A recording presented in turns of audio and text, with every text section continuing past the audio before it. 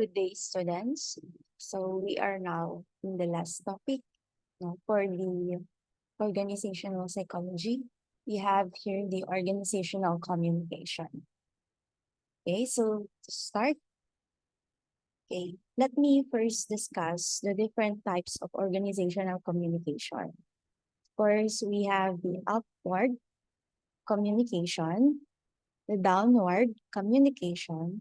We also have business communication, informal communication, and interpersonal communication. Okay? So to further explain what to mean by upward communication. Okay, so the upward communication will start from the rank and file employees going up to the managers or administrators. And then the downward communication will come or start from the administration or management going down to the rank and file employees. Another type of organizational communication is the business communication. This is, of course, the way people communicate within the organization. It could be in a form of written communication as well as verbal communication through meetings, through bulletin boards. Okay, so those are examples of business communication. Okay, we also have informal communication. Example nito is, let's say, when you communicate, with your colleagues in the workplace, usually nag-uusap kayo doon informally, or the way you interact with them. Minsan may biruan, ganun. So that's informal communication. Okay, minsan hindi biruan, minsan you're talking about the work or job, pero informal lang siya. It's not formal, hindi masyadong seryoso, casual lang, no? So that's informal communication. And we also have your interpersonal communication in the workplace, where, of course, daily yan, may interpersonal communication within the organization. Sometimes, or madalas, no, pag start pa lang ng araw mo, may nakakausap ka na, nakaka-interact ka na. Minsan nga, hindi pa nga yung colleague mo eh. Minsan yung mismo sarili mo, post mo na no, in the workplace. But anyway, no, so those are the types of organizational communication. Okay, so let's now move on to this, no, para mas ma-elaborate natin. So let's start with the upward communication. Okay, for the upward communication, we have serial communication. Okay. Of course, in the organization, there are series of communication, and as much as possible, gusto natin simple communication mangyari. But in case of serial communication, meron tayong tinatawag na mom effect, or the MUM effect. This is the way we communicate with others. Gusto natin positive lang yung nako-communicate natin sa kanila. And sometimes, iniiwasan natin na may masabi tayong hindi kaaya-aya or hindi maganda. Lalo na kung about sa news yan, no? Kung may mga balita kasi minsan sa organization na mga bad news and good news is, and when it comes to MUM effect or MUM effect, no? Yung iba MUM effect, sabi nila. So dito, the employee tries to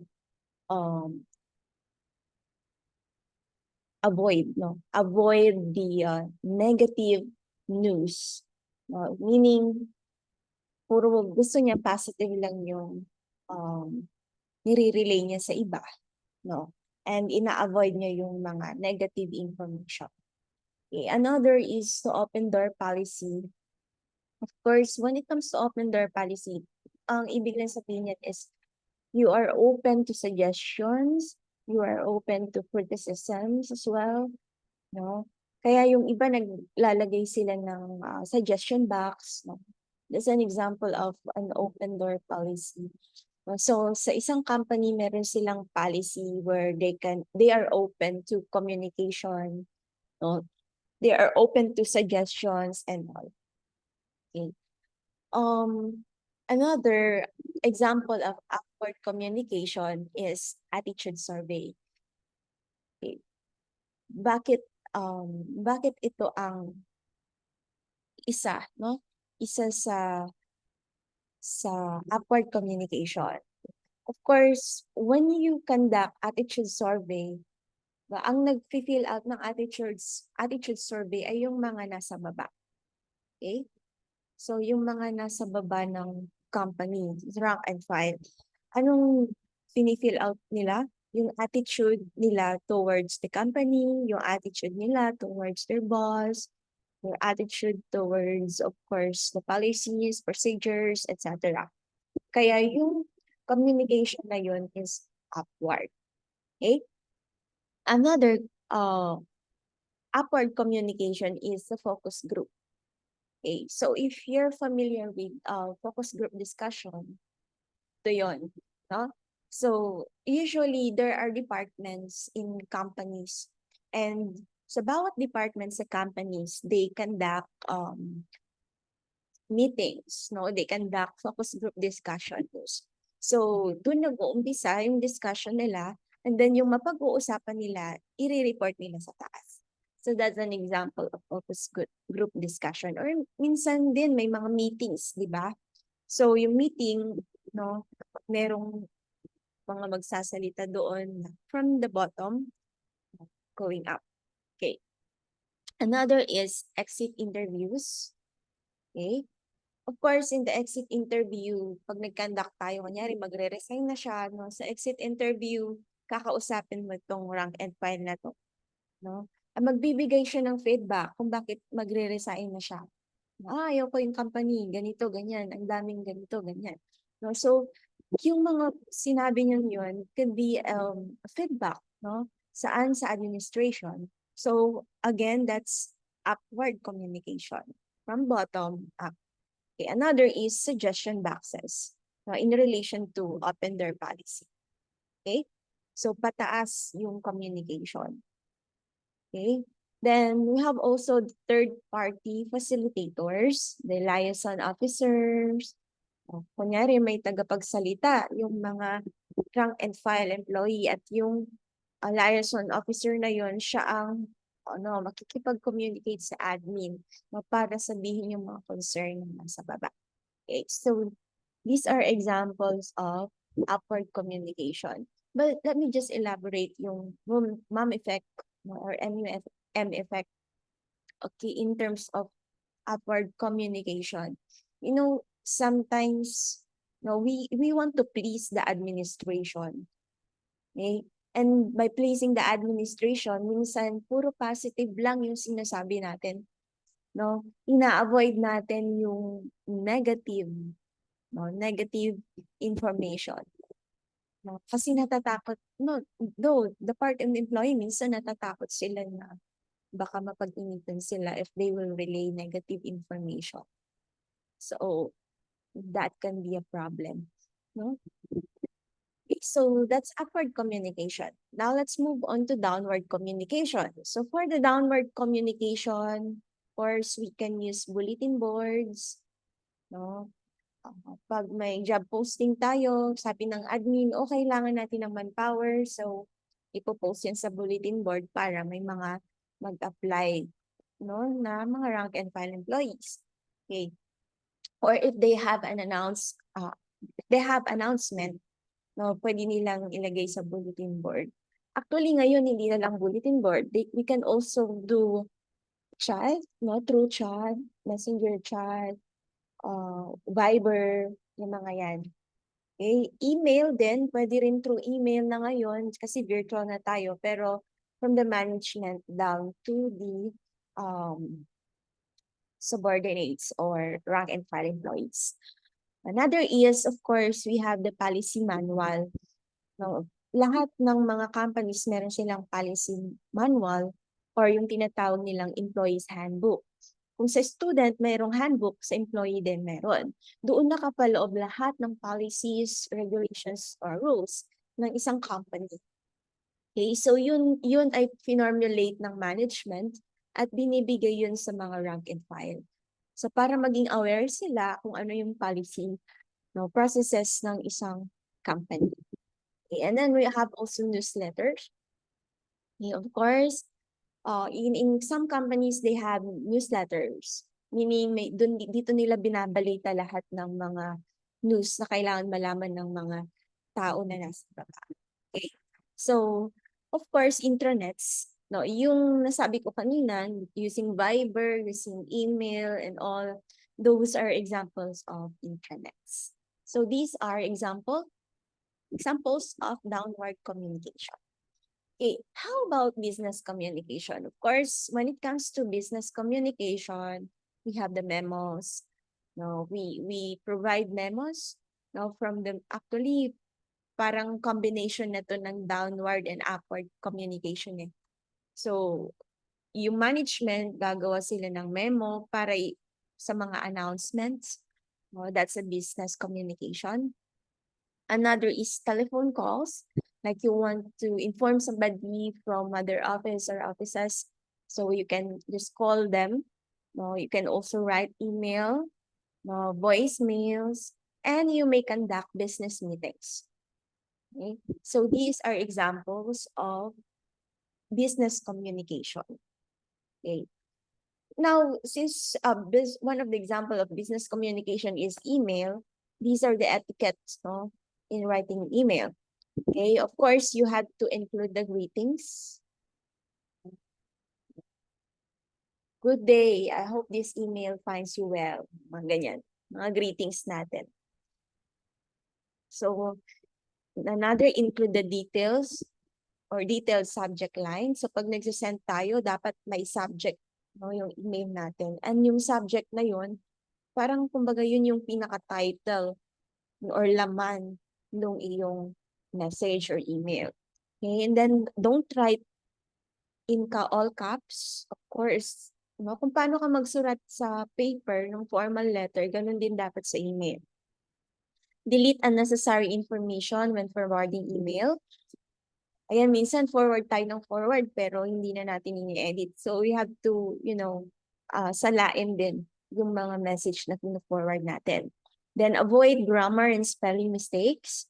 Don't spend company time on personal email, of course, no? And allow ample time for person to respond. Hindi yung pinipressure natin, no? Na dapat today mag-reply na siya, hindi, avoid such, no? Okay, next is when it comes to voicemail etiquette, speak slowly. Give your name, of course. Kunyari, tatawag ka, no? O kaya voicemail, no? Mapa-phone man yan or voicemail, you have to say your name, no? Bago ka magsalita. Okay, you may spell your name. Leave your phone number, of course. Indicate good times for the person to return call. Don't tremble. No, don't include information you don't want others to hear. Okay. Of course, under these, you can include the office designs. No, kasi minsan may factor din ito in the communication, in the business communication. No, so there can be an office, open office landscape, yung ano yan, yung maluwang, kagaya sa faculty room, no? No. But we have a ballpen design, okay, for the open office. Ballpen design is yung tipong may table na straight doon sa wall, no, malapit sa wall, no, nakapalibot na ganyan. Diretso, tapos may mga upuan, no? Ganun yung style ng ballpen design. No, yung uniform design naman, yung pare-pareho kayo ng table, pare-pareho kayong computer, uniform lahat, no? Yung cubicle naman, of course, nahati-hati yan into cubicle yung offices, mga square cubicles. And yung iba, may private office sila. Okay? Usually, yung may private office yung boss. Yung mga subordinates na cubicle sila. To some, yung mga teams, working in teams, they are using ballpen design. Usually naman, sa mga faculty room, uniform design naman ang ginagamit. Okay. But anyway, may factor din kasi yon. Why? Because research on open design, sabi dito, decrease satisfaction, increase socialization, kasi open nga eh, no? Anytime you can interact, and decrease cost. Mas tipid. No? Kasi kapag gumawa ka ng cubicle, medyo, syempre, maluwang kailangan ni space doon. No? Unlike pag open, straight lang na table na ganyan, tapos may upuan sila. So, madali lang gawin yon. No? So, hindi siya costly. Mas madaling mag-socialization, madaling makipag-interact. Pero decreased satisfaction kasi parang ang sikip, no? Lahat ng ginagawa mo, nakikita ng iba, yung mga gano'n. Walang privacy, etc. Okay? So, that's office design. Can have also office layout, the furniture type, dapat sturdy yan. No? Desk placement, dapat maayos, hindi masikip. No? Neat. When it comes to artifacts, tanggalin na yung mga sobrang luma. No? And then windows, of course, dapat may proper ventilation din sa workplace. Okay. How about informal communication? When it comes to informal communication, of course, pwedeng magkaroon ng grapevine. No? And there are different kinds of grapevine. Pag-usapan natin later on. Then we have also here gossip. I know you know what's gossip all about, and rumors. Okay? So let's start with grapevine. No, this is an example of single strand grapevine. From Jones, pinasa niya kay Smith, pinasa niya kay Brown, pinasa niya kay Tinker, then Evers. And then, pag gossip naman, nag-start siya sa isa, tapos pinapasa niya sa iba. Okay? Yan. Pag probability naman, no? So, we have your Smith. No, see, from Jones to Smith, then Smith to Brown, no? And from Jones to Tinker, no? Tapos from Tinker to these three. Ayan. So, ganun yung nangyayari sa probability. Okay? Then, cluster, kumbaga yung sa probability, equal distribution, no? Pinasa dito, tapos si eto, papasa niya sa dalawa. Ganun. So, equal distribution. Yung cluster naman, kunyari ito, from Jones to Tinker to Evers to Chance. Tapos kay Chance, nag-cluster siya. No? Ayan. So, nagsanga-sanga. No? Dito rin, there's an arrow here. No? So, nagsanga-sanga din. Okay. So, that's cluster. No? So, yan yung nag-agawa ng grapevine. No? Usually, kapag may mga balita sa organization, parang grapevine, ang bilis, no? Lalo na ang informal communication, sobrang bilis. No? Sobrang bilis ng balita. Kahit na hindi totoo minsan, ang bilis. No? But, informal communication is used by management sometimes to get the reaction of employees before formalizing maybe a policy or process, no, and other decisions. No, kunyari, before they increase the salary, no, gagawa sila ng chismis Tapos kakalat yan through the grapevine, then malalaman yan ng mga empleyado and they will react. No? At yung react na yon, feedback na yon, makakarating yun sa admin. No? So, kahit hindi pa formal yung increase, no, pwede pa nilang mabago yon. Depende doon sa magiging feedback through grapevine. No? So, ayan. Of course, yung rumors, gossip, alam nyo na yan. Gossip, yung pinagchichismisan ka, yan. Definitely, it's negative, no? Okay. And of course, rumors about something, yan, mga pinag-uusapan din ng mga tao. Okay. So, next, no, interpersonal communication. The exchange of message across a communication channel from one to another. Okay. And there are three problems or problem areas about interpersonal communication. One is intended message versus message sent. Second is message sent versus message received. And third, message received versus message interpreted. Okay, so para matignan natin yung mga problems na yon, so let's start with this process. Of course, in the communication process, we have the sender and the receiver. And the sender encodes the message, then send the message, and then the receiver will receive the message and interpret or decode the message. Okay, the problem here is the intended message versus the message sent. You know, sometimes ito yung gusto mong sabihin, pero iba yung nasend, no? So think about what you want to communicate first para maiwasan to. Then practice what you want to communicate and learn better communication skills so that yung intended message, yun yung talagang ma-forward. No? Kasi baka mamaya kung hindi mo inayos yung message mo, baka iba yung may send mo, iba yung makarating. At doon nag-i-start yung miscommunication na tinatawag. Okay.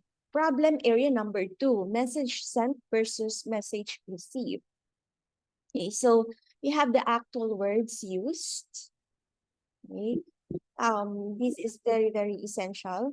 No, minsan nag-send ka, no, pero yung na-receive niya, iba yung interpretation. So, that's because maybe hindi tama yung na-send mong message. Kaya make sure, no, yung actual words use mo ay kaintindi-intindi, no? And yung communication channel mo din, baka hindi proper yung communication channel, no? Baka dapat close door mo yan sinabi sa kanya, pero sinabi mo in front of other people, no? So, pwedeng magkamali dito, no, na interpretation ng receiver. No, there are also noise here, kaya maaring magkaiba yung ma-receive ng receiver. And sometimes the nonverbal cues may also affect, no, the process of this receiving a message. Then paralanguage also, and even artifacts can also affect or influence and the amount of information, baka information overload. Okay? So, kung iisahin natin yan, ayan, the word fine. Diba, parang hindi clear yung fine na word. So, when you try to describe a jewelry, oh, it's fine. Describe the weather, oh, it's fine. Describe the food, no, oh, it's fine. Or maybe, eto, no, topic na ito, oh, it's fine. No, but, okay, pag ginagamit natin ito, ang daming ibig sabihin niya. No, and we don't really know anong ibig niya sabihin. Okay, so that can be a problem. No? And baka ang fine niya is nasa middle lang, pero ang interpretation mo ng fine ay okay na. No? So, baka magka-problem kayo doon. Gaya na lang sa babae at lalaki. Minsan, di ba? Okay lang, sabi ng babae. Pero what is okay lang, di ba? Okay. So another, let's say, the applicant was a female, girl, babe, woman. So, of course, kailangan mong piliin yung best words to describe a woman. Especially if it's an applicant, no? We don't call them girl, babe, or female. We may call them woman, no? Or maybe female applicant. Para mas formal naman kasi organization. Okay. Use also complete words, no? And ask how the other person might interpret your message. Avoid such words as soon as possible, I'll be back soon, I'll be out of for a while. Yung soon, kailan yun? No, di ba? Kagaya na lang kapag may meeting, no? Nasa daan na ako, saang daan na, di ba? No, avoid yung mga yon. We have to be specific. Avoid confrontation, you have to test the water, and avoid being the bad guy. No? These things, avoid natin. Minsan kasi the mom effect, na-avoid natin magmukha ang bad guy, kaya hindi natin sinasabi yung totoo. No? Paligoy-ligoy tayo kasi gusto muna nating itas yung water kung anong magiging reaction niya. No? And sometimes, ang dami-dami nating sinasabi para ma-avoid natin yung confrontation. No? So, bakit hindi na lang tayo maging specific? So, gusto nating sabihin, direct to the point. Okay? Ayan. Pero syempre, tignan mo din yung characteristics ng kausap mo.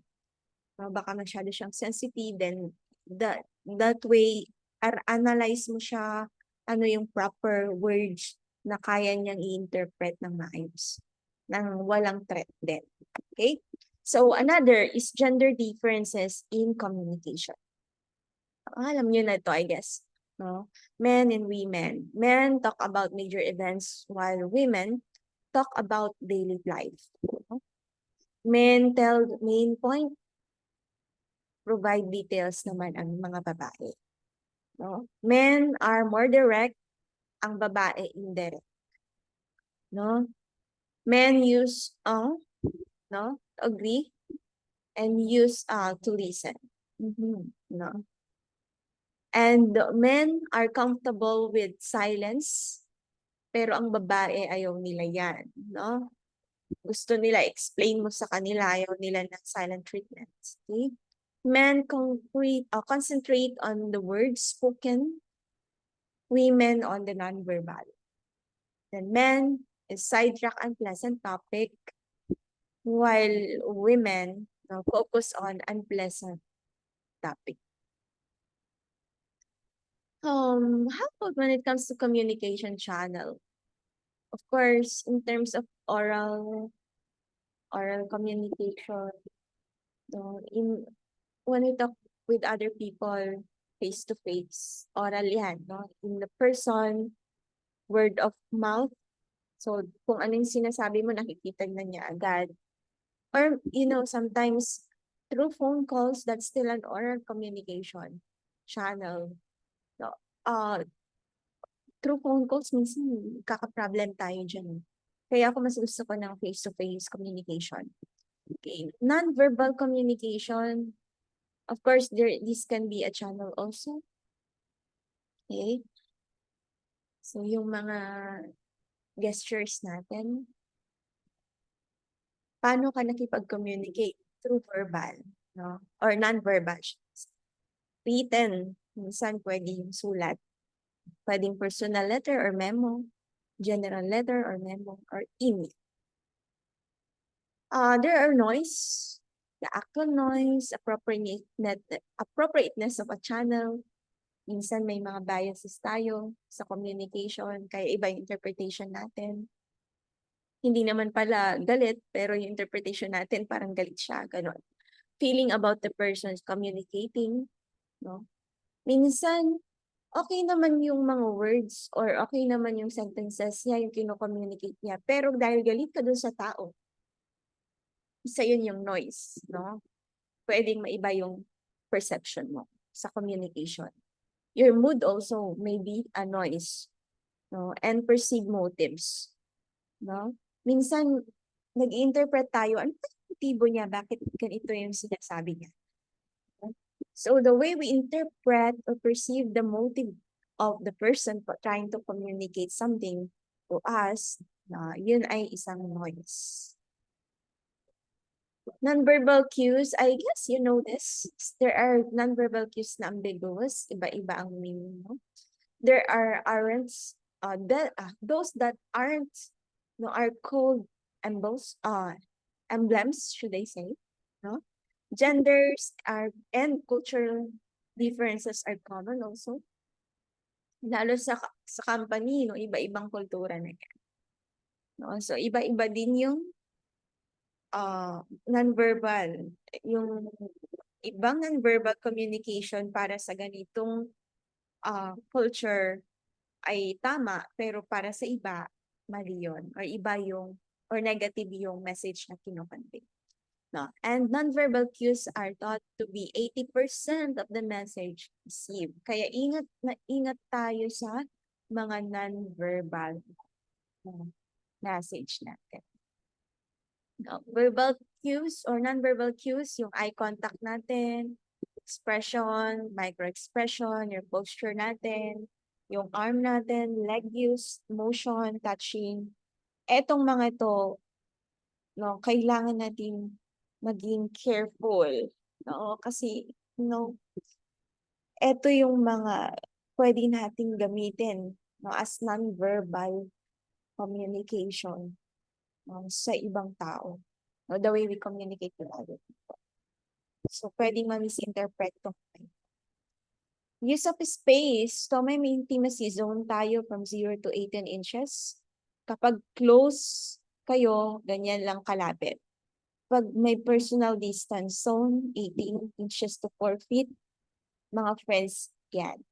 Pero kapag sa social distance zone, 4 to 12 feet, business contact with strangers also. No? Medyo malayo. Kaya tignan nyo, mapapansin nyo kung may relasyon sila, mapapansin nyo kung friends lang sila, mapapansin nyo kapag strangers sila sa isa't isa. No? Yan. Pag sa public distance, around 12 to 25 feet na yan. Hindi na yan magkakilala. Okay, so use of space is also essential in communication. Use of time also. No? Being late, leaving the meeting early, setting aside time for a meeting, multitasking, no? Habang nagmi-meeting, nagmo-multitask. So may mga kino-convey na mga message tong mga to. Kapag nagli-leave ka early, ibig sabihin hindi ka interested sa meeting. Pag training, di ba, may mga maagang maalis. They're not interested, okay, with that topic, no? Being late. Yung iba laging late. So maybe there's problem with their job, no? Job satisfaction.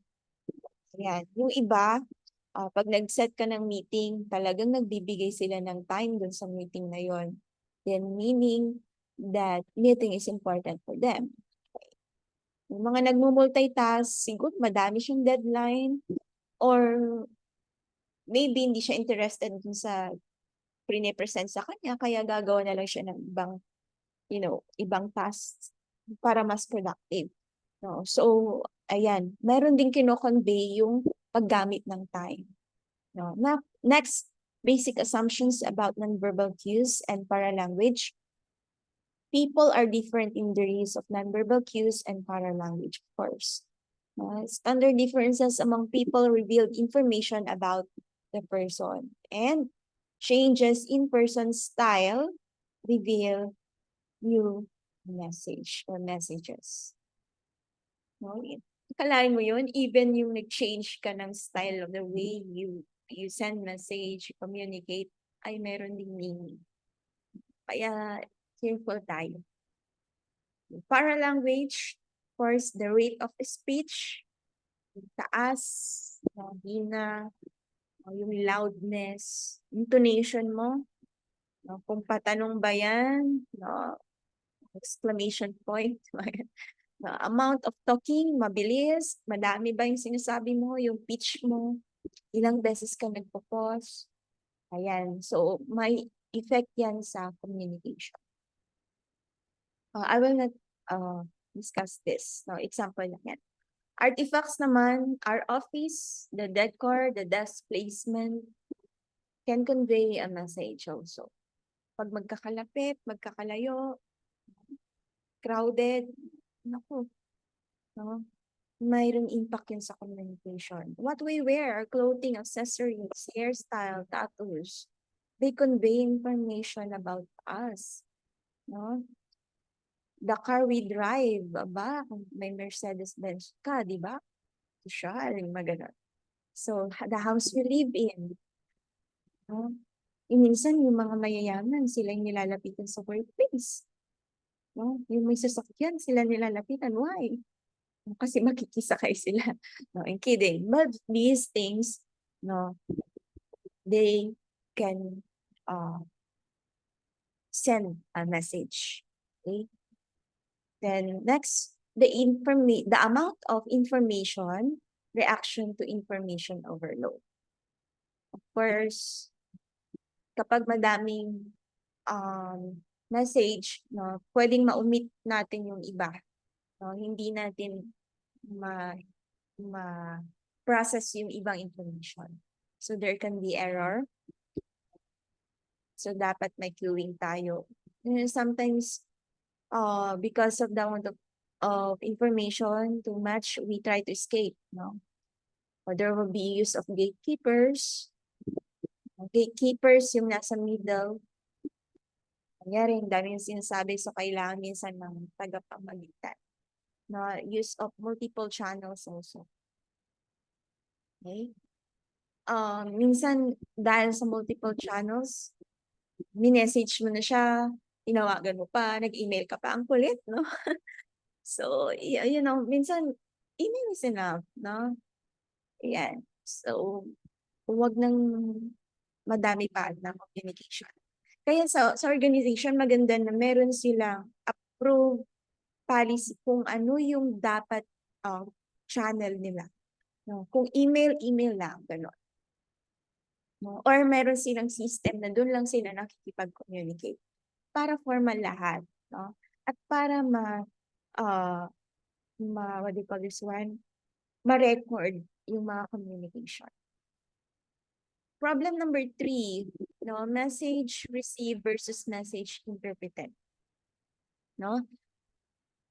Of course, importante dito yung listening skills, yung listening style, yung emotional state ng receiver, yung cognitive ability niya, at saka yung mga biases niya. Okay, so the importance of listening is that 70% of managers' job is spent communicating. Okay?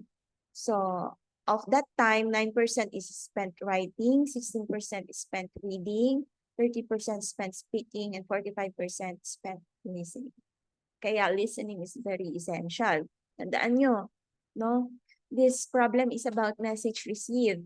So, ito yung na-receive niya, pero iba yung interpretation niya sa na-receive. Kaya you have to really careful the way we listen. Listening skills, stop talking and listen. You have to understand. Dapat pag nakikinig ka to understand. No? Then next, show the speaker you want to listen. Empathize. Don't ask excessive questions. Remove distractions as much as possible. Kaya hindi ako agree sa multitasking eh. Kasi sa multitasking, mawawala yung focus mo hanggang sa wala ka nang matapos. Tsaka yung quality din na natatapos mo, hindi siya quality. No? Keep an open mind, use appropriate nonverbal cues, and let the other person finish speaking. And of course, try to understand what the other person means. Okay? Then next, when it comes to listening style, careful din tayo dito sa mga ito. We have to show empathy. No? Huwag tayong puro conform ng oo na lang ng oo. Tignan din natin when it comes to technicality, yung mga jargons na ginagamit natin, baka hindi naintindihan, no? Yung the way you style communication, no? Yung pag-listen mo, paano ka makinig, no? Important yun eh. no, inclusiveness, okay? How do you communicate, to whom do you communicate, no? Importante yung mga yan, no? And the communication, is it about leisure or not? No, these things you have to check. Okay, other factors, your emotional state also matters. Pag galit ka, pag galit ka, calm down muna, huwag ka muna makipag-usap kasi prone yan sa away. You have fear, anxiety, excitement, love. Pwede itong maka-influence sa pag-interpret natin ng message. No? So, pati yung biases natin. Of course, in social psychology, napag-usapan na yung biases na yan. Even in the previous topics that we had, now we talk about biases. And if you try to apply that in communication, nako, malaking problema yan. Okay? Another is cognitive ability. And sometimes, kahit ilang explain mo na sa kanya, hindi pa rin niya naiintindihan, iba yung interpretation niya. Why? Because maybe there's something wrong with the cognitive ability of the person. Kaya pagdating sa recruitment, importante itong cognitive ability na ito. No? Another is drug and alcohol, of course. Baka kaya iba yung interpretation niya kasi nagda-drug siya or nasa influensya ng alcohol. Okay. Of course, writing is easiest to read when it is, or when it has short sentences. So use also simple sentences or words. No, use common than the unusual words para mas madaling maintindihan at ma-interpret kung isusulat natin. Okay? So that's it, no? So that's the end of communication. So isa lang iwan ko sa inyo, no, madaming conflict sa organization na nag-start sa communication. Okay? So kung hindi natin ma-address agad, no, yung problem sa communication, lalala at lalala yan. So we have to check, saan ba nagkamali? Sa sender ba? Sa message ba? Sa channel ba? Sa receiver ba? Or sa interpretation or characteristics ng receiver? So, that's how we try to analyze kung saan nagka-problem yung communication. No, in the company, madami tayong forms ng communication, madaming channel, madaming sender, receiver. Tingnan natin saan dun ang nagkakamali. No? Before we judge kung saan ang mistake, we have to investigate kung saan nagmula or saan yung root cause ng miscommunication para mas madali natin siyang maayos. So in the process, let's say alam mo na kung ano yung problem, no? So sometimes you have to call people para kausapin sila, no, na this is what happened. No, I hope you understand each other na ito yung naging problem. And then you try to propose a possible solution to address their concerns para maiwasan yung mga conflict, no, or problem or miscommunication sa company.